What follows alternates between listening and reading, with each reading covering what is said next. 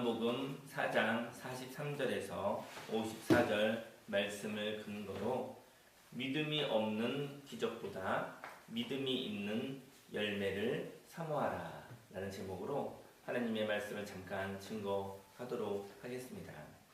이틀이 지남에 예수께서 거기를 떠나 갈릴리로 가시며 친히 증언하시기를 선지자가 고향에서는 높임을 받지 못한다 하시고 갈릴리에 이르심에 갈릴리인들이 그를 영접하니 이는 자기들도 명절에 갔다가 예수께서 명절 중 예루살렘에서 하신 모든 일을 보았음이더라. 인생 가운데 있어서 그 밭이 있습니다. 사람들을 땅이다, 밭이다 이야기를 하고 있는데 옥토는 무엇일까요? 심으면 100배, 60배, 30배 열매를 맺는 그런 기름진 땅, 그러한 생명의 땅은 어떠한 땅일까요? 선입견이 없는 땅, 선입견이 없는 땅, 가시덤불이 없고 돌이 없고 이렇게 그곳에 비어있는 땅이 있죠. 선입견이 없는 사람이 바로 옥토입니다. 선지자는 하나님의 말씀을 전하는 사람을 선지자라고 하죠. 그런데 고향에서는 하나님의 말씀을 받기 직전의 그림자, 그 선지자도 바로 하나님의 말씀을 받아 그 선지자가 하나님의 말씀을 증거하는데 하나님의 말씀을 받기 직전에 있는 그 그림자가 있습니다. 그 그림자 때문에 하나님의 말씀이 막히는 것이죠. 저와 여러분들이 사람들과의 교제 가운데 있어서 사람들을 통해서 하나님이 말씀하실 수도 있습니다. 네, 그 사람을 향하여 생각했었던 그 선입견, 그 그림자 때문에 하나님의 말씀의 통로로 이야기되어지는 그 말씀을 받을 수 없게 되어지는 것이죠. 육신과 환경 가운데 있는 예수님에 대한 지식 때문에 예수님의 하나님의 말씀을 충만한 데를 보지 못했습니다. 예수님은 언제나 성령으로 충만함을 받아 하나님의 말씀을 전하시는 것이거든요. 근데 예수님이 있었던 그 고향에서 예수님의 예전의 그 기억들이 있죠. 목수의 아들. 그 예수님의 예전의 그 모습을 통해서 예수님을 통해서 전해지는 하나님의 말씀을 받아들일 수가 없게 되어지는 것이죠. 저와 여러분들에 있어서 선입견을 거두어야 됩니다. 바로 그림자를 거두어야만 하는 것입니다. 상대편을 안다고 생각하는 그 생각으로부터 벗어나야 합니다. 상대편을 아는데 상대편을 너무나 우습게 보아서 교만해서도 안 되고 상대편을 너무 무섭게 보아서 벌벌벌 떠는 두려워해서도 안 되는 것입니다. 하나님으로 인해서 모든 사람들이 변화되어지고 있습니다. 하나님이 없다면 사람은 변할 수가 없습니다. 그러나 하나님이 우리 사이에 계시다면 우리 사이에 역사하시는 하나님으로 말미암아 하나님의 말씀을 말하는 자를 소중히 여겨야 하는 것입니다. 하나님의 말씀이 소중하기에 하나님의 말씀을 말하는 자도 귀하게 여겨집니다. 두세 사람이 내 이름으로 모인 곳에는 나도 그들 중에 있기도 하셨는데 우리들은 다 하나님의 말씀을 선포하는 자입니다. 하나님의 영으로 충만한 자는 그 사람이 알든지 모르든지 하나님의 말씀이 증거되어지는 것이죠. 성경을 통해서 하나님의 말씀을 읽고 깨닫습니다. 그리고 하나님의 사람들을 통해서 성령의 사람들을 통해서 하나님의 말씀을 깨닫게 되어집니다. 저와 여러분들에게 있어서 그림자를 거두기를 원합니다. 저와 여러분들에게 있어서 선입견 가운데 있지 않기를 원합니다. 사람을 너무나 무서워서 벌벌 떨지도 않아야 될 것이고 사람을 너무나 우습게 보아서도 안 될 것이라고 생각이 되어집니다. 갈릴리 사람들은 예수님을 향한 선입견이 없었습니다. 그리고 예수님이 행하시는 일을 통하여서 예수님을 평가하였습니다. 내가 안다고 하는 것들이 역할이 끝났다면 그 옛 지식과 경험을 떠나 보내기를 원합니다. 저와 여러분들이 어떤 사람을 봤는데 그 사람을 향하여서 그 사람이 그 역할이 끝나고 그 사람이 새롭게 변했거든요. 하나님의 말씀을 듣기를 원합니다. 과거의 경험, 과거의 옛 지식 때문에 그 사람과의 관계 속에서 저와 여러분들이 묶여지거나 눌려지는 일들이 없기를 원합니다. 죄와 사망의 법에서 생명의 성령의 법으로 해방되어지는 놀라운 은혜를 받으시길 예수님으로 축원합니다. 예수께서 다시 갈릴리 가나에 이르시니 전에 물로 포도주를 만드신 곳이라 왕의 신하가 있어 그의 아들이 가버나움에서 병들었더니 그가 예수께서 유대로부터 갈릴리로 오셨다는 것을 듣고 가서 청하되 내려오셔서 내 아들의 병을 고쳐주소서 하니 그가 거의 죽게 되었습니다. 예수께서 이르시되 너희는 표적과 기사를 보지 못하면 도무지 믿지 아니하리라. 신하가 이르되 주여 내 아이가 죽기 전에 내려오소서. 갈릴리 사람들에게는 외적인 표적과 기적이 필요했습니다. 표적은 환경의 변화였습니다. 그들에게는 문제가 있었고 그 문제를 풀어줄 메시아가 가까이 있었던 것입니다. 그리고 그 메시아를 청하였던 것이죠. 기적이라는 것은 내가 행하는 것이 아닙니다. 기적은 남의 믿음입니다. 남의 믿음을 사고 이용하고 싶어 합니다. 저희들은 기적을 바라고 있다고 한다면 그것은 바로 나의 믿음이 아닐 수도 있습니다. 믿음에는 다른 사람이 하나님을 믿는 것으로 생긴 기적을 믿는 수동적인 믿음이 있습니다. 저 여러분들에게 믿음이 있는데 다른 사람의 믿음이 있는 것이죠. 다른 사람이 하나님을 믿는 것으로 생긴 기적을 믿는 그러한 수동적인 믿음이 있습니다. 수동적인 믿음은 늘 역사할 수 있는 것은 아닌 것이죠. 그러나 여기에는 내가 하나님을 믿는 것을 향한 불신이 있습니다.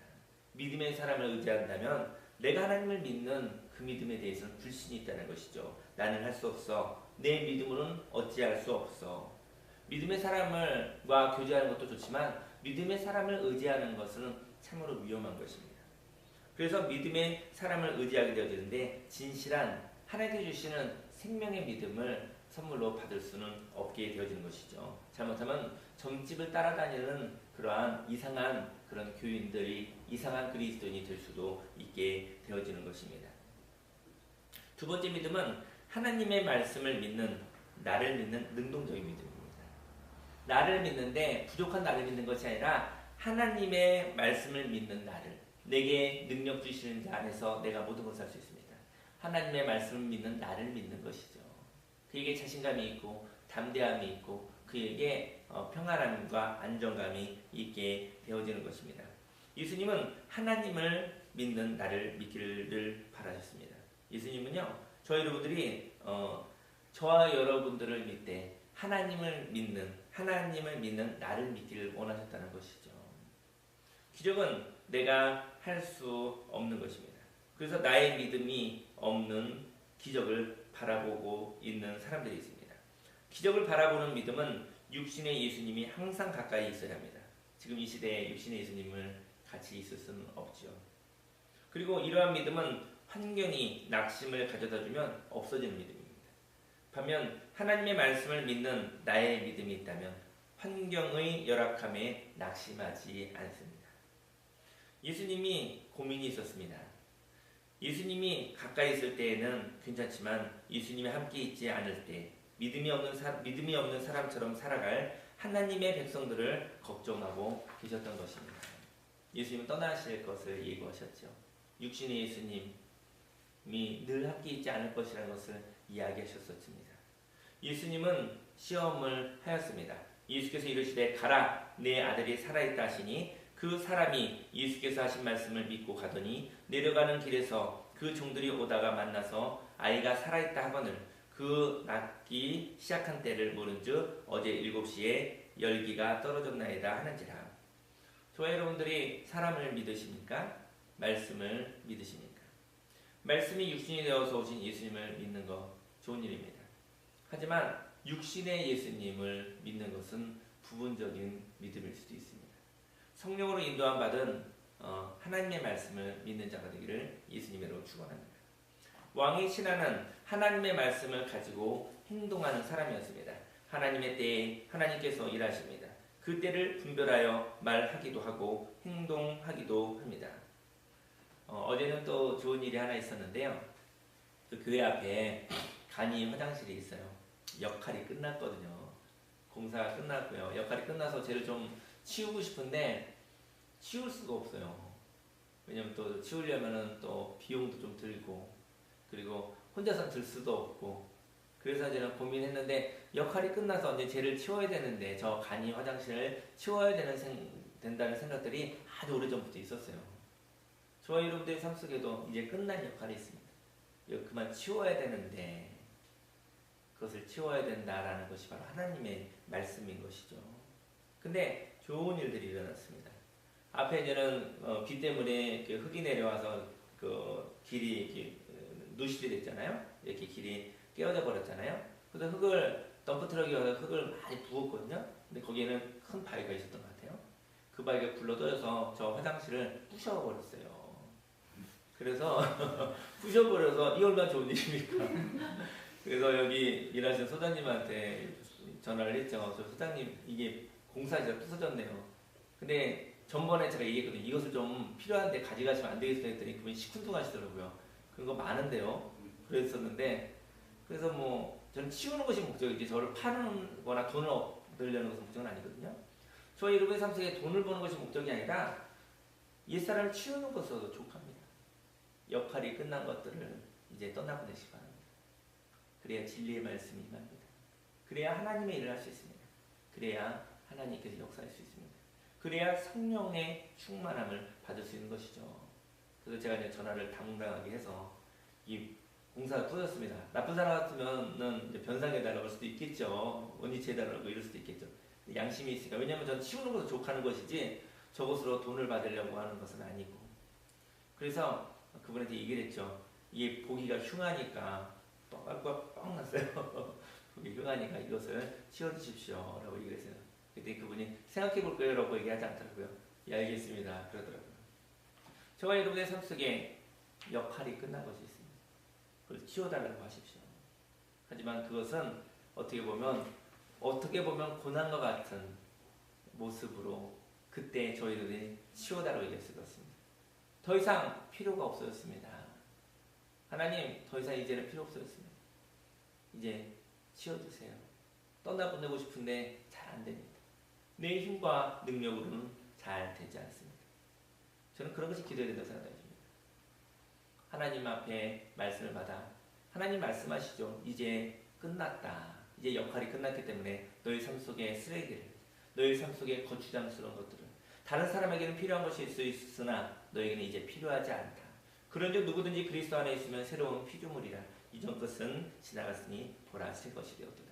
그 말씀을 의지하여 병도 치우시기 바랍니다. 그 말씀을 의지하여 가난도 치우시기 바랍니다. 그 말씀에 의지하여 오해도 치우시기를 바랍니다. 하나님의 영으로 인도받는 저와 여러분들이 되기를 예수님으로 축원합니다. 그의 아버지와 예수께서 내 아들이 살아있다 말씀하신 그때인 줄 알고 자기와 그 온 집안이 다 믿으니라. 주 예수를 믿으라. 그리하면 너와 내 집이 구원을 얻는다고 말씀하셨습니다. 이것은 예수께서 유대에서 갈릴리로 오신 후에 행하신 두 번째 표적이니라. 예수님의 말씀을 기억하면 그 말씀이 역사함을 믿게 됩니다. 예수님의 말씀을 기억하면 그 말씀이 역사하는 것입니다. 하나님의 말씀을 믿는 믿음은 능동적인 믿음입니다. 장소에 의해서 제한되지 아니하고 장소에 의해서 해방받지 아니하는 생명의 믿음인 것이죠. 성령으로 충만한 믿음인 것입니다. 바로 왕의 신하와 그의 온 집이 믿는 믿음은 기적을 믿는 믿음은 아니라고 생각되어집니다. 왜냐하면 예수님이 하신 그 말씀, 그 말씀에 의지해서 그 말씀을 믿었던 것이죠. 기적을 쫓아다니는 사람들이 얼마나 많은지요. 이 시대에 교회를 다닌다는 사람들이 기적을 쫓아다니는 사람들도 많이 있습니다. 물론 기적을 한 번 정도는 봐야 됩니다. 기적을 통해서 믿음을 갖고 싶어 해야 합니다. 하지만 기적을 쫓아다니는 사람은 그 사람은 수동적인 믿음이고요. 그리고 기적이 일어나지 않고 그러면 그 사람들은 하나님을 버릴 그런 사람인지도 모르겠습니다. 기적을 쫓지 마시고요. 하나님의 말씀을 믿는 자가 되기 원합니다. 믿음이 없는 기적보다 믿음이 있는 열매를 사모하는 저와 여러분들 되기를 예수님의 이름으로 축원합니다.